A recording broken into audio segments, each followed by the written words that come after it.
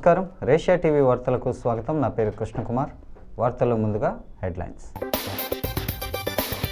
పరిశోధనల కేంద్రంగా quantum valley, AP CM Chandrababu Naidu వెల్లడి.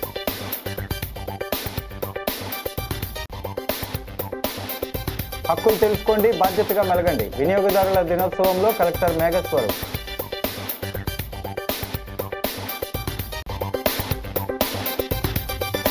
ముప్పై ఏళ్ల క్రితం నాటి డ్రైనేజీలకు శాశ్వత పరిష్కారం. 13వ డివిజన్ పరిశీలించిన ఎమ్మెల్యే ఆదిరెడ్డి. చేనేతలను ఆదుకోకపోతే ఆత్మహత్యలే శరణ్యం. చేనేత కులాల సమస్య కన్వీనర్ పంపన రామకృష్ణ.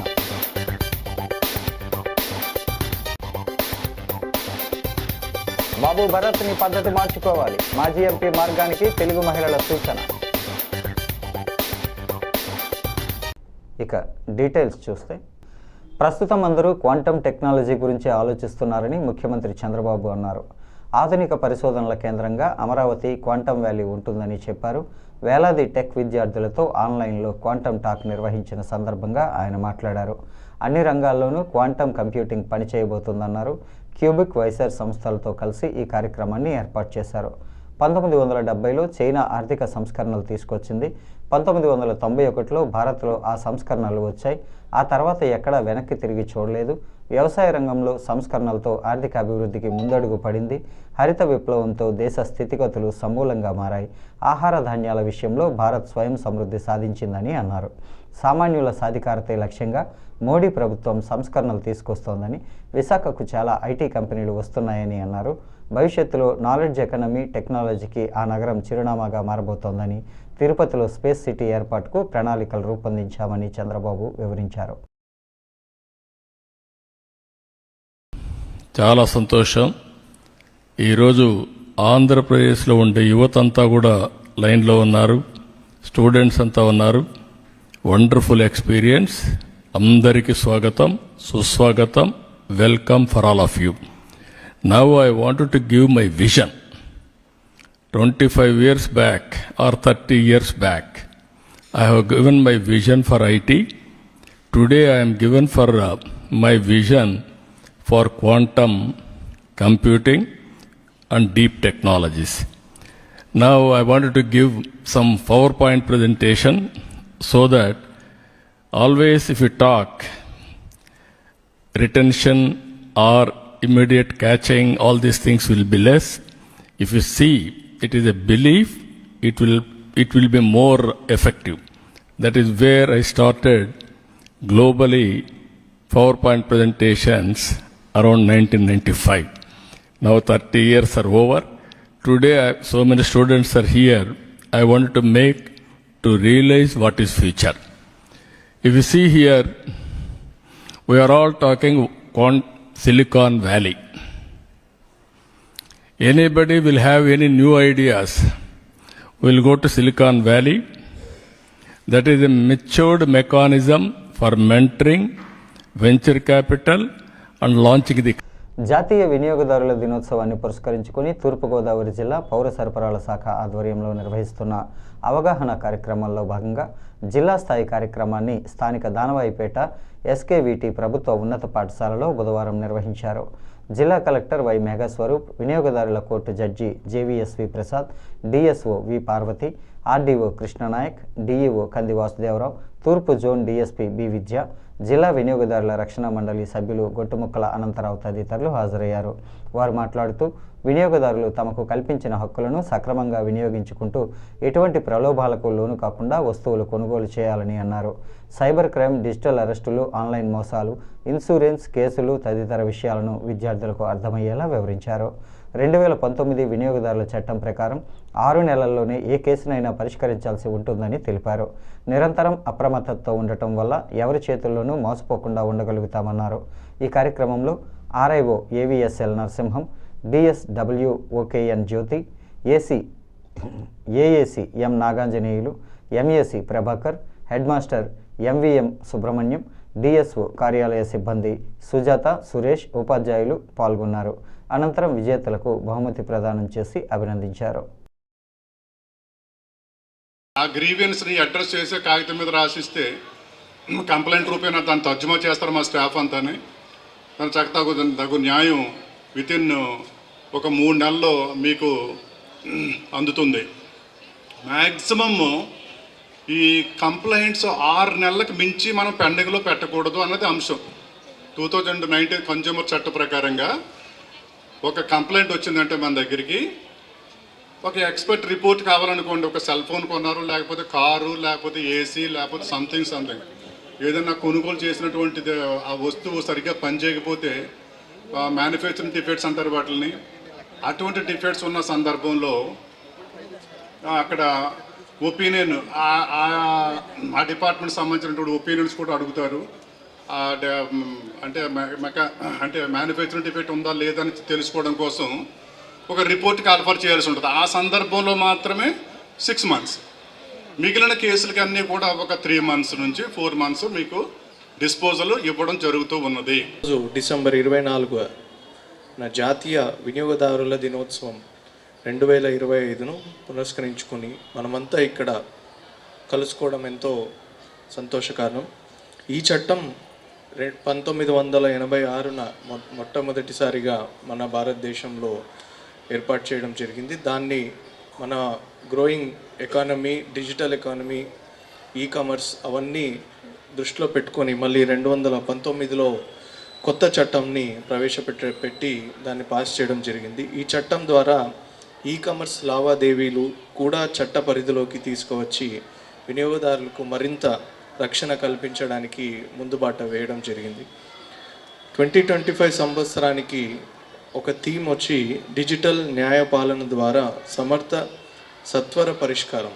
అంటే through digital platform speedy redressal, ఇందాక మన జడ్జి గారు చెప్పినట్టు 3 monthsలో జరుగుతున్న రిడ్రెసల్ని ఇంకా త్రూ డిజిటల్ మీన్స్తో ట్రాక్ చేసుకునేలాగా కన్జ్యూమర్ కూడా వాళ్ళ కంప్లైంట్ పిటిషన్ స్టేటస్ అండ్ దాన్ని స్పీడీగా డిస్పోజ్ చేసే ప్రక్రియగా ఈసారి థీమ్ని ఏర్పాటు చేయడం జరిగింది. సైబర్ క్రైమ్స్లో మెయిన్ మీకు 4 రకాల మోసాలు జరగచ్చు. ఒకటి, మీ డీటెయిల్స్ తెలుసుకోవడానికి వాళ్ళు మీకు ఒక లింక్ కానీ ఎప్పుడో 30 ఏళ్ల క్రితం డ్రైనేజీలకు శాశ్వత పరిష్కారం చూపిస్తూ చేస్తున్న పనులు సంతృప్తిగా ఉన్నాయని రాజమహేంద్రవరం సిటీ ఎమ్మెల్యే ఆదిరెడ్డి శ్రీనివాస్ చెప్పారు.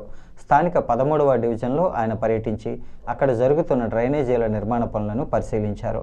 సమీక్ష చేసిన అనంతరం ఎమ్మెల్యే వాసు మాట్లాడుతూ డ్రైనేజీలకు శాశ్వత పరిష్కారం చూపిస్తూ చేసిన పనుల పట్ల నిజంగా ఒక మంచి కార్యక్రమం జరుగుతోందన్న సంతృప్తి ఉందన్నారు. కూటమి ప్రభుత్వంలో శాశ్వత పరిష్కారం పనులు చేస్తున్నందుకు ప్రజలు చాలా ఆనందం వ్యక్తం చేస్తున్నారని అన్నారు. గత పాలకుల హయాంలో కలెక్టర్, అప్పటి ఎంపీ వచ్చి చూసి కొబ్బరికాయ కొట్టారే తప్ప పనులు చేయలేదని ఎమ్మెల్యే అన్నారు. ఇప్పుడు కూటమి ప్రభుత్వం హయాంలో చేస్తున్నామని అన్నారు. ఇప్పటికే 60 లక్షల పనులు ఈ డివిజన్లో చేశామని, పక్కనే ఉన్న అంబేద్కర్ కమ్యూనిటీ హాల్ని 10 లక్షలు పెట్టి బాగు చేశామని, ఇక్కడే ఖాళీ స్థలంలో 36 లక్షలతో G+2 కమ్యూనిటీ హాల్కి టెండర్లు పిలుస్తున్నామని తెలిపారు. గత పాలకులు కమ్యూనిటీ హాల్స్ని సచివాలయాలుగా తీసుకున్నారు, కానీ వాటిని బాగు చేశారా, కొత్తగా ఒకటైనా నిర్మించారా అని ప్రశ్నించారు. డివిజన్ ఇన్ఛార్జ్ కప్పల వెలుగు Kumari, Borra Chinni, urban health centre chairman Chelliboina Suryanarayanamurthy, Mallela Srinivas, Aryapuram bank director Buddiga Ravi తదితరులు పాల్గొన్నారు. 35 సంవత్సరాల నుంచి అవ్వలేదు పని. చాలా సంతృప్తినిచ్చే కార్యక్రమం ఇక్కడ జరుగుతూ ఉంది. అభివృద్ధి కార్యక్రమం చాలా అంటే చాలా సంతృప్తి. ప్రతి ఇంటి దగ్గర వాళ్ళు అంటున్న మాట ఒకటే, 30 సంవత్సరాల కిందట నిర్మించిన డ్రైన్లు ఈ రోజున మీ సహకారంతో వాటికి శాశ్వత పరిష్కారం చూపిస్తున్నందుకు అందరూ కూడా మనస్ఫూర్తిగా అభినందనలు, ఈ కూటమిని ఆశీర్వదిస్తూ ఉన్నారు.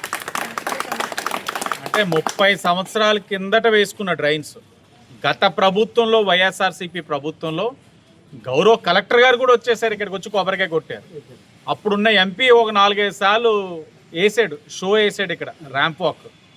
అలాగే మంత్రుల్ని ఎవరో కూడా తీసుకొచ్చేసారు, చాలామందిని వచ్చారు కొబ్బరికాయలు కొట్టడం. కొబ్బరికాయలు కొట్టి కొట్టి కొట్టి కొట్టి రోడ్డు పాడైంది, కానీ పని ప్రారంభించుకోలేకపోయారు.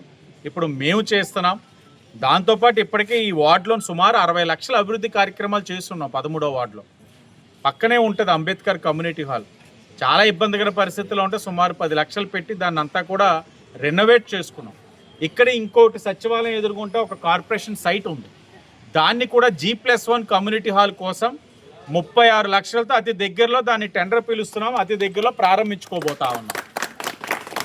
అంటే ఇది మధ్యతరగతి వాళ్ళు నివసించే ప్రాంతం, మధ్యతరగతి దిగువ మధ్యతరగతి వాళ్ళు పెళ్ళిళ్ళు చేసుకోవాలని అంటే పెద్ద పెద్ద హాల్కి వెళ్ళి డబ్బులు కట్టుకునే పరిస్థితులు ఉండవు. దాన్ని దృష్టిలో పెట్టుకునే తెలుగుదేశం హయాంలో ఇలాంటి కమ్యూనిటీ హాల్స్ అన్నీ కూడా నిర్మించుకున్నాం. వాటిని సచివాలయాలు తీసేసుకున్నారు. రాష్ట్రంలో కూటమి ప్రభుత్వం అధికారంలోకి వచ్చి 18 నెలలు గడుస్తున్న చేనేత కార్మికులను, సంఘాలను ఆదుకునేందుకు ఎటువంటి కార్యాచరణ చేపట్టలేదని, ఇచ్చిన హామీలను సైతం అమలు చేయలేదని చేనేత కులాల సమైక్య కన్వీనర్ పంపన రామకృష్ణ ఆందోళన వ్యక్తం చేశారు. ది రాజమండ్రి ప్రెస్ క్లబ్లో బుధవారం జరిగిన మీడియా సమావేశంలో రామకృష్ణతో పాటు ఇతర ప్రతినిధులు నల్లా రామారావు, ఆమంచి ఆంజనేయ గురుస్వామి, పెనుగొండ శ్రీనివాస్ మాట్లాడారు. రాష్ట్రంలో చేనేత సంఘాలకు వెంటనే ఎన్నికలు జరిపించాలని, కార్మికులకు ఏడాదికి ఇస్తామన్న 25,000ను వెంటనే చెల్లించాలని విజ్ఞప్తి చేశారు. ఆప్కోకు 200 కోట్లకు పైగా బకాయిలు పడటంతో చేనేత సహకార సంఘాల మనుగడ ప్రశ్నార్థకంగా మారిందని, ఆ బకాయిలు చెల్లించకపోతే చేనేత కార్మికులకు ఆత్మహత్యలే శరణ్యమని ఆవేదన వ్యక్తం చేశారు. 200 యూనిట్ల ఉచిత విద్యుత్పై కూడా జీవో ఇచ్చారు, కానీ అమలు చేయటం లేదన్నారు. త్వరలోనే విజయవాడలో భారీ స్థాయిలో చేనేత కార్మిక సంఘాల సమైక్యతో సమావేశం నిర్వహించి కార్యాచరణ ప్రకటిస్తామని వెల్లడించారు. జీఎస్టీ రద్దుపై ఏళ్ల తరబడి పోరాటం చేస్తున్న చేనేత రంగానికి ఎటువంటి ప్రయోజనం లభించలేదని వాపోయారు. ఈ సమస్యల పరిష్కారానికి CM Chandrababu, deputy CM Pawan Kalyan వెంటనే చర్యలు తీసుకోవాలని కోరారు. ఈ కూటమి ప్రభుత్వంలో మరి డిప్యూటీ సీఎం గారు పవన్ కళ్యాణ్ గారు మరి నేనే నేను చేనేతకి నాకు చాలా ఇష్టం, చేనేతకి నేను బ్రాండ్ అంబాసిడర్గా ఉంటానని ప్రకటించుకున్న వ్యక్తి. అదే మరి అదృష్టవశాత్తు మన జిల్లాలో, కాకినాడ జిల్లాలోన ఆయన మంత్రిగా కూడా చేస్తున్నారు. మరి అదే పిఠాపురం కాన్స్టిట్యున్సీలో చూసుకుంటూ ఉంటే చేనేతలు ఎక్కువ ఉన్న నియోజకవర్గం. అక్కడ గొల్లపురంలో ఉండే, చందుర్తో ఉండే, చేపురంలో ఉండే, తాడిపత్త ఉండే, దుర్గాడ ఉండే అన్ని సొసైటీలు కూడా చేనేత వ్యవస్థ ఆధారపడి ఉన్నాయి. మరి ఈ చేనేత కనపడతలేదా పవన్ కళ్యాణ్ గారికి అని మీడియా ముఖంగా తెలియజేస్తూ ఉన్నాను.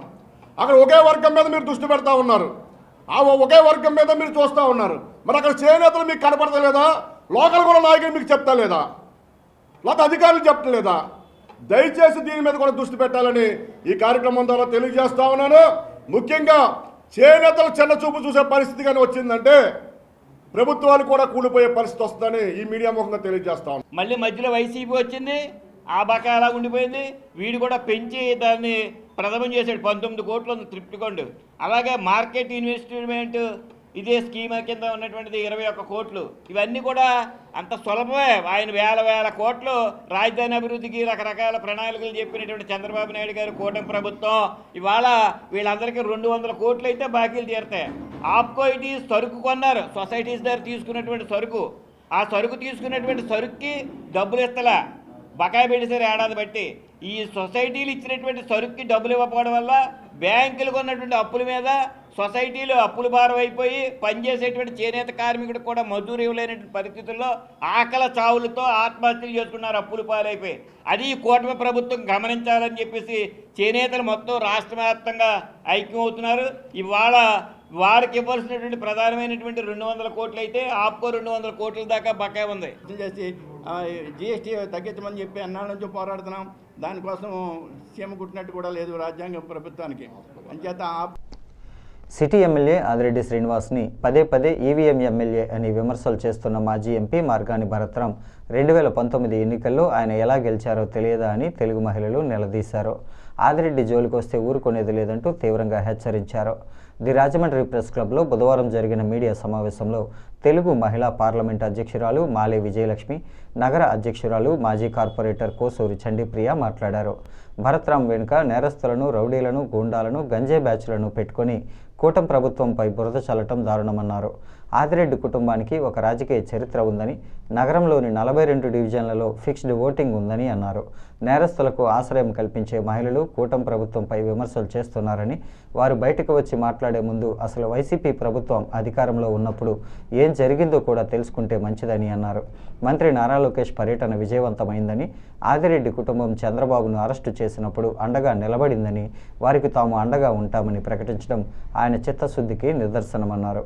మాజీ కార్పొరేటర్లు ద్వారా పార్వతి, సుందరి, కప్పల వెలుగు కుమారి, గొర్రెల సత్యరమణి, నాయకులు తురకల నిర్మల, మీసాల నాగమణి, సయ్యద్ అప్సరి, బోను ఈశ్వరి, కానేటి కృపామణి, కల్పన లీల తదితరులు పాల్గొన్నారు. పీడీ యాక్ట్ మీ ప్రభుత్వంలో 2019 నుంచి 24లో 11 మందికి మీరు చేస్తే ఈరోజు కూటమి ప్రభుత్వం 18 నెలల్లో ఐదుగురికి పీడీ యాక్ట్ కట్టించారు. అలాగే పీడీ యాక్ట్, ఎన్డీపీఎస్, గంజాయి కేసుల్లో మీరు ఎవరైనా అంత గంజాయి ఉచ్చలవిడిగా తిరుగుతుంటే మీరు అమ్మెత్తున్నారు కాబట్టి ఎవరిని పట్టుకోలే మీ పరిపాలనలో.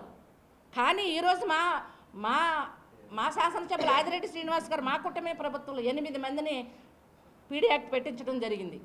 అలాగే రౌడీ షీటర్ని మీ ప్రభుత్వంలో 5 సంవత్సరాల పాలనలో 114 మందికి అయితే మా ప్రభుత్వంలో మా ఆదిరెడ్డి శ్రీనివాస్ గారు, మా ఎమ్మెల్యే గారు 96, అందులో 74 మందికి రౌడీ షీటర్లు కట్టించారు. 22 మందికి సెక్స్ మెయిల్ అపిడెంటర్, ఈ 22 మందికి ఇవి అపిడెంటర్లోనేమో రౌడీ షీటర్లు 22 మంది కట్టించారు. మరి మీరేం చేశారు అంటే రౌడీ షీటర్లో మీరే, గంజాయి ఆచి మీరే, అన్నీ మీరే కాబట్టి మీరు పెట్టలేకపోయారు. అలాగే గంజాయి కేసులో మీ పరిపాలనలో 2024లో 283 మంది జిల్లాలో పెడితే కేవలం 18 నెలల్లో 81 మందిని రౌడీ షీటర్లకు పెట్టించడం జరిగింది. బురద చల్లడానికి మేము ఉన్నామని ఎవరైతే నేతలు ఈ బ్లేడ్ బ్యాచ్ని, గంజాయి బ్యాచ్ని ప్రోత్సహిస్తున్నారో, వారికి ఆశ్రయం కల్పిస్తున్నారో వాళ్ళతో కూర్చొని ప్రెస్ మీట్ పెట్టారు. ఏమన్నా వాళ్ళకి ఇంగిత జ్ఞానం ఉందండి? కేసు పూర్వపరాలు వాళ్ళకి తెలుసు. రీసెంట్గా ఒక ఇన్సిడెంట్ జరిగింది. చేసింది ఎవరో ఒక రౌడీ షీటర్. విచారణ జరుగుతూ ఉంది. అన్ని వివరాలు మేము బయట పెట్టకూడదు, కానీ ప్రజలకి నిజానిజాలు తెలియాలి కాబట్టి మేము ఆ కేసును ఉదాహరిస్తున్నాం. ఇక్కడ చట్టం తన పని తను చేసుకుపోతుంది. విచారణకు ఆదేశించడం జరిగింది. A1, A2, A3ని అరెస్ట్ చేయడం జరిగింది. అదేవిధంగా ఏదైతే ప్రైవేట్ హాస్టల్ నిర్లక్ష్యంగా వ్యవహరించారో. ధవళేశ్వరం ఆనకట్ట వద్ద రొయ్యపిల్ల సీడ్ సేకరణకు సంబంధించి ధవళేశ్వరం మత్స్యకార సహకార సంఘం, డాక్టర్ బిఆర్ అంబేద్కర్ కోనసీమ జిల్లా బొబ్బర్లంక మత్స్యకారుల మధ్య సరిహద్దుల పరంగా నెలకొన్న వివాదానికి శాశ్వత పరిష్కారం దిశగా చర్యలు తీసుకోవాలని జేసీలు ఆదేశించారు.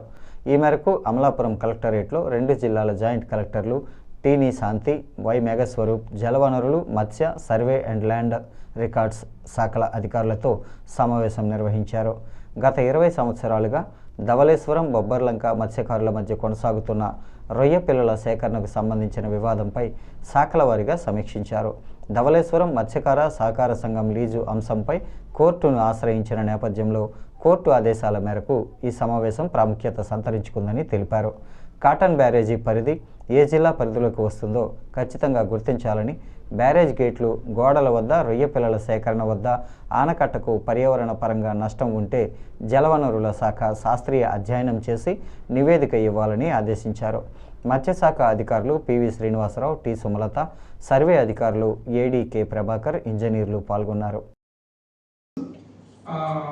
అలాగే రెవెన్యూ ఈ అథారిటీస్ నుంచి under guidance of collector Konaseema sir. So మనం బోత్ డిస్ట్రిక్ట్స్ నుండి 2 సొసైటీస్, ఒకటి ఈస్ట్ గోదావరి, ఒకటి కోనసీమలో ఈ లాంగ్ స్టాండింగ్ ఇష్యూలో ఫైట్ జరుగుతూ ఉంది. అండ్ అలానే గత 25 సంవత్సరాల నుండి దీని మీద లీజులు ఇవ్వడం జరిగాయి. సో మనం ఏ ఆస్పెక్ట్స్ దృష్టిలో పెట్టుకొని ఈరోజు చర్చించాలి అంటే, ఒకటి అక్కడ ఫైనాన్షియల్ పొటెన్షియల్ ఒకసారి ఫిషరీస్ డిపార్ట్మెంట్ నుండి ఎన్ని జ్యూనైల్ ప్రాన్స్ అనేది వీళ్ళు పట్టుకోవడానికి ఆస్కారం ఉంది, ఆ ఆస్పెక్ట్లో ఒకసారి మనం చర్చించుకోవాల్సి ఉంటుంది. ఒకటి, ఈ బోత్ సొసైటీస్లో మనం ఒక మీడియం సొల్యూషన్ ఏమైనా తీసుకురావచ్చా మనం. ఇంకొకటి, జ్యూరిస్డిక్షన్ ఆఫ్ ఈ ధవళేశ్వరం గేట్స్ అన్న దానిపైన కూడా ఒకసారి డిస్కస్ చేసుకోవాల్సి ఉంటుంది. సో ఇవన్నీ ఆస్పెక్ట్స్ మీద బోత్ డిస్ట్రిక్ట్స్ నుండి ఎవరైతే fisheries department and irrigation and మన సర్వే తహసీల్దార్స్ ఉన్నారో వీళ్ళందరూ కూడా దీనిపైన మీ రిమార్క్స్ అవి ఇవ్వాలి అని వీఆర్ ఎక్స్పెక్టింగ్. రాజసూయ యాగం చేయడానికి అర్హత లేదని ఋత్వికులు చెప్పడంతో దుర్యోధనుడు వైష్ణవ యాగం చేశాడని ప్రవచన విరించి వాగ్దేవి వరపుత్ర సమన్వయ సరస్వతి వాచాస్పతి బ్రహ్మశ్రీ సామవేదం షణ్ముఖ శర్మ అన్నారు. స్థానిక టీ నగర్ హిందూ సమాజంలో ఋషిపీఠం చారిటబుల్ ట్రస్ట్ ఆధ్వర్యంలో బ్రహ్మశ్రీ సామవేదం షణ్ముఖ శర్మ నిర్వహిస్తున్న 60 రోజుల సంపూర్ణ మహాభారత ప్రవచన యజ్ఞం 27వ రోజుకు కొనసాగించారు. ధర్మరాజు సోదరులు రాజసూయ యాగానికి ఏ విధంగా దిగ్విజయ యాత్ర చేసుకొని వచ్చారో అదేవిధంగా తను కూడా వెళ్తానని కర్ణుడు చెబుతాడని అన్నారు. అదేవిధంగా బయలుదేరి కొన్ని రాజ్యాలను జయించి మరికొందరిని మైత్రి చేసుకొని వస్తాడని, దీనితో దుర్యోధనుడితో పాటు ధృతరాష్ట్రుడు కూడా కర్ణుడిని అభినందిస్తారని సామవేదం తెలిపారు. నువ్వు కూడా రాజసూయ యాగం చేయాలని దుర్యోధనుడికి కర్ణుడు సూచించడంతో ఋత్వికులను తీసుకుని వస్తారని, అప్పటికే రాజసూయ యాగం చేసిన రాజు ఉండగా మరొకరు చేయడానికి కుదరదని, అలాగే తండ్రి బతికి ఉన్నందున రాజసూయ యాగానికి సమానమైన వైష్ణవ యాగం చేయాలని ఋత్వికులు సూచించారని వివరించారు. ద్రౌపదిని జయద్రథుడు తీసుకొని పోతుంటే పాండవులు అక్షించడం, సావిత్రి సత్యవంతుడి వృత్తాంతం వంటి ఘట్టాలను ఆయన వివరించారు. వేదవ్యాస భగవాను ప్రసాదించిన మహేతిహాసం శ్రీమన్ మహాభారతంలో వనపర్వంలో నిన్నటి రోజున ధార్తరాష్ట్రులు అంటే కౌరవులైనటువంటి ప్రధానంగా దుష్టచతుష్టయం వారు పరస్పరం ఒకరొకరు కూడబలుక్కుని ఘోషయాత్ర అనే పేరుతో వెళ్ళి పాండవుల మనసుకు క్షోభ కలిగించాలి, క్లేశపరచాలని ప్రయత్నించారు. కానీ గంధర్వుల చేత పరాభూతులయ్యారు. ఆ తర్వాత దుర్యోధనుడు బంధితుడవగా ధర్మరాజు యొక్క ఔదార్యంతో విడిపడ్డాడు. అటుపై అతడు ప్రాయోపవేశం చేయాలని సంకల్పించడం, అసురు శక్తి అతని పాతాళానికి తీసుకువెళ్ళి అతడి యొక్క ప్రయోజనాన్ని చెప్పడం, దాంతో తిరిగి అతడు బ్రతికాడు. వెనక్కి వచ్చారు వాళ్ళు. ఆ వచ్చినప్పుడు కర్ణుడు చేసిన పనిని అధిక్షేపిస్తూ భీష్ముడు చెప్పిన మాటలు నీకు ముందే చెప్పాను నేను ఇది అంటే భీష్ముడు ఏమీ మాట్లాడట్లేదు అన్నవారికి సమాధానాలు భారతంలో స్పష్టంగా కనబడుతుంటే భీష్ముడు ఎప్పటికప్పుడు హెచ్చరిక చేస్తూనే ఉన్నాడు. ఇప్పుడు కూడా సభలో పిలిపించి సుయోధనుడు నిన్ను విడిపిస్తే నువ్వు బ్రతికవు, దానికి నువ్వు ధర్మరాజు నిన్ను విడిపిస్తే నువ్వు బ్రతికేవు, దానికి నువ్వు సిగ్గుపడాలి, అలాంటిది నువ్వు సగర్వంగా ఉన్నావే, పైగా దీనికి నేను ప్రేరేపించిన వాళ్ళ కర్ణుడు ప్రధానం. కానీ ఆ కర్ణుడు యుద్ధం చేసేవాళ్ళు భయపడి సైన్యంతో పారిపోవడం నీ కళ్ళ ఎదురుగా జరిగినటువంటి విషయమే. అలాంటి కర్ణుని నమ్ముకుని నువ్వు చెయ్యరాని సాహసాలు చేస్తున్నావు. ఇది కూడా సుమ. ఒక్క మాట చెప్తున్నాను, నచాపి పాదభాక్ కర్ణ పాండవానాన్ నృపోత్తమా. నచాపి పాదభాక్ అంటే పాండవుల యొక్క శౌర్యంలో పావు భాగానికి సరిపోడు కర్ణుడు. అలాంటి కర్ణుడిని పెట్టుకుని నువ్వు ఇలాంటి పనులు చేయడం మంచిది కాదు. వంశవృద్ధి కావాలి అంటే ఇప్పటికైనా మించిపోయింది లేదు, పాండవులతో నువ్వు చక్కగా సంధి చేసుకుని కలిసి ఉంటేనే క్షేమంగా ఉంటుంది అని చెప్తుంటే మాటను పట్టించుకోనట్టే అక్కడి నుంచి వెళ్ళిపోయాడు దుర్యోధనుడు, కర్ణుడు మొదలైన వారు. అది చూడగానే భీష్ముడికి కాస్త సిగ్గు కలిగింది. నిర్లక్ష్యం చేయడం చూడగానే ఆయన మనస్సు కొంచెం. భారతదేశ 9వ ప్రధానిగా, తొలి తెలుగు ప్రధానిగా తెలుగువారికి పివి నరసింహారావు గర్వకారణంగా నిలిచారని ఆంధ్రకేసరి యువజన సమితి నివాళులర్పించింది. పివి 21వ వర్ధంతి సందర్భంగా సమితి ఆధ్వర్యంలో స్వతంత్ర సమరయోధుల పార్కులో కార్యక్రమం జరిగింది. సమితి పూర్వాధ్యక్షుడు దేశిరెడ్డి బలరామనాయుడు అధ్యక్షతన జరిగిన ఈ కార్యక్రమంలో పలువురు పివి నరసింహారావు సేవల్ని కొనియాడారు. సమితి కన్వీనర్ మాదిరాజు శ్రీనివాస్ మాట్లాడుతూ సమితి గౌరవ సభ్యులుగా పివి నరసింహారావు కొనసాగారని, ఇది సమితికి ఎంతో గర్వకారణమని తెలిపారు. ఆంధ్రకేసరి యువజన సమితితో ఆయనకు అవినాభావ సంబంధం ఉందని కొనియాడారు. సమితి సభ్యులు దూర్వాసుల సత్యనారాయణ, గూడుపూడి గౌతమ్ తదితరులు పివి చిత్రపటానికి పూలమాలలు వేసి ఘన నివాళులర్పించారు.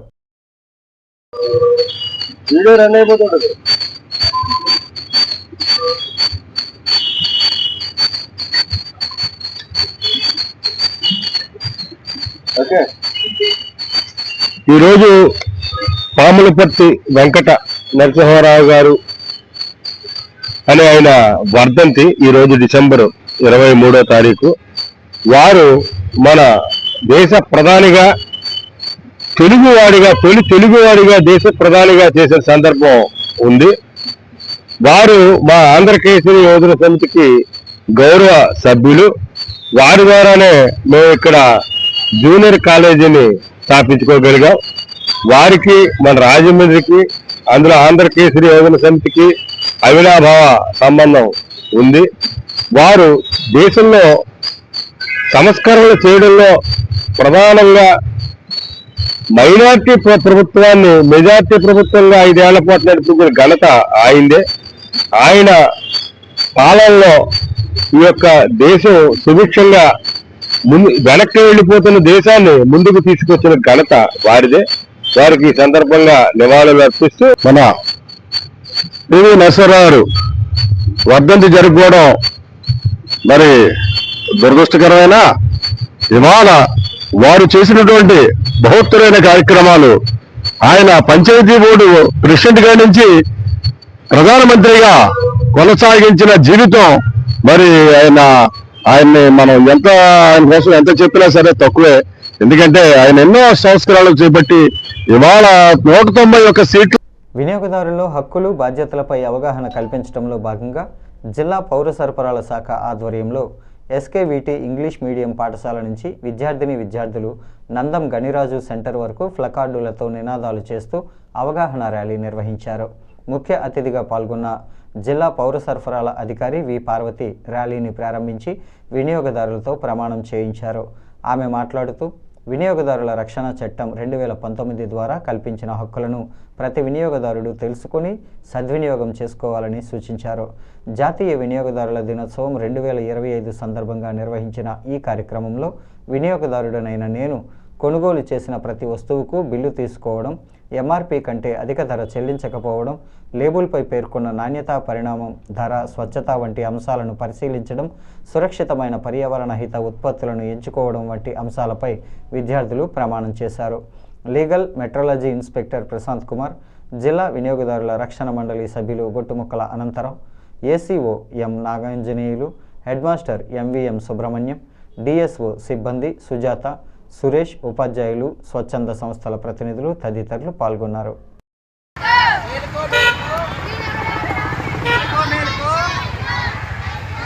చెప్పండి. అందరికీ నమస్కారం అండి. మనకు ప్రతి సంవత్సరం కూడాను డిసెంబర్ 24న నేషనల్ కన్జ్యూమర్ డే, వినియోగదారుల దినోత్సవం అనేది జరుపుకుంటాము. ఇందులో ముఖ్య ఉద్దేశం ఏంటంటే, మనకి మొట్టమొదటిసారిగా 1986లో కన్జ్యూమర్ ప్రొటెక్షన్ యాక్ట్ అనేది పార్లమెంటులో డిసెంబర్ 24న చట్టంగా రూపొందించబడింది. దాన్ని పురస్కరించుకొని మనము ప్రతి సంవత్సరం డిసెంబర్ 24న ఈ నేషనల్ కన్జ్యూమర్ డే జరుపుకుంటాము. తర్వాత 1986 చట్టంలో మార్పులు వచ్చి 2019లో కొత్తగా కన్జ్యూమర్ ప్రొటెక్షన్ యాక్ట్ రూపొందించబడింది. అయితే మనకు ఈ కన్జ్యూమర్ ప్రొటెక్షన్ యాక్ట్ యొక్క ముఖ్య ఉద్దేశం ఏంటంటే, వినియోగదారుడు ఎంత కొంత మూల్యం చెల్లించి వస్తు సేవలను కొనుగోలు చేస్తాడు. అయితే ఆ వస్తు కొనుగోలు చేసిన సందర్భంలో మనకు వినియోగదారులు అనేక రకాలుగా మోసపోతుంది. అందుకనుక ఆ మోసపోయిన పక్షంలో వినియోగదారుడు ఎవరిని ఆశ్రయించాలి, అసలు వినియోగదారుల హక్కులేంటి, మన వస్తువులను ఎంచుకునే హక్కు, భద్రత హక్కు, సమాచారం పొందే హక్కు, ఇలా మనకి వినియోగదారుల రక్షణ చట్టము అనేక హక్కులను మనకి 7 హక్కులను ప్రతిపాదించడం జరిగింది. ఆ హక్కుల గురించి వినియోగదారులకు అవగాహన పెంపొందించడం కోసము డిసెంబర్ 24ని పురస్కరించుకొని మనము ఒక వారం రోజుల పాటు ఈ వారోత్సవాలు జరుపుకుంటాము. ఇందులో భాగంగా ఈరోజు మనము Sri Kandukuri Veeresalingam English medium high school నుంచి మనం ర్యాలీగా వెళ్తున్నాము. ఈ అవగాహన పెంపొందిస్తాము. స్థానిక గౌతమి ఘాట్ రాజమండ్రి వర్తకుల స్వచ్ఛంద సేవా సంస్థ ఛాంబర్ ఆఫ్ కామర్స్ ట్రస్ట్ ఉచిత సేవా కార్యక్రమాల్లో భాగంగా దానవాయిపేట మున్సిపల్ కార్పొరేషన్ హై స్కూల్కు సులభ విద్యాభ్యాసం నిమిత్తం 50,000 విలువైన కంప్యూటరు, ప్రింటింగ్, కాలింగ్ బెల్ను అందజేశారు.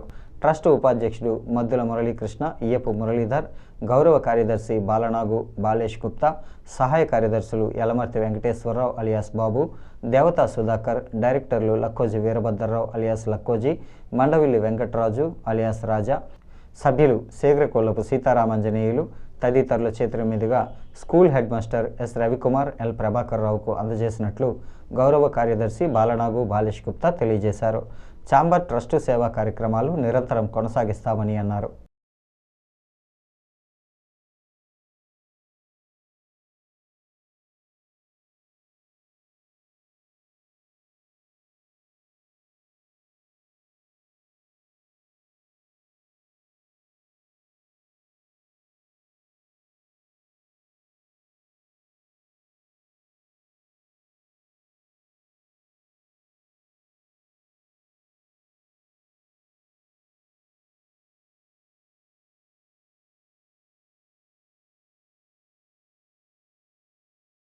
ఈ వార్తలు ఇంతటితో సమాప్తం. నమస్కారం.